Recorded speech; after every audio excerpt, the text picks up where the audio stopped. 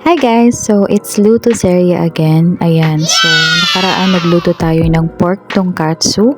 So, ngayon naman guys is yung chicken tonkatsu. So, ayan guys, same process lang siya dun sa pork tonkatsu. Binabadan lang natin siya sa toyo and then paminta. So, since may work ako guys, hindi ko na siya, wala na akong time para i-marinate siya. So, dito guys, since chicken ito, ginamitan ko na siya ng egg kasi nga bawal din sa anak ko yung chicken. Bawal sa kanya yung mga malansa kasi may allergy siya.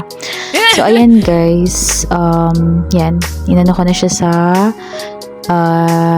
yan, yung breading mix and then sa itlog and then sa breadcrumbs.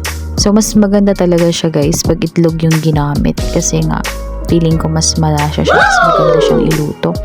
So, yan guys, yung anak ko inaantok na nung time na niluluto ko yan. So, inilagay ko na lahat. Medyo nakulangan tayo ng yung breading mix tapos yung breadcrumbs. So, yung iba, bumili lang ako ng isang extra na breading mix. So, yan guys, yung pagpiprituhan ko, nilagyan ko siya guys ng butter para maiba. Siguro, mas malasa siya.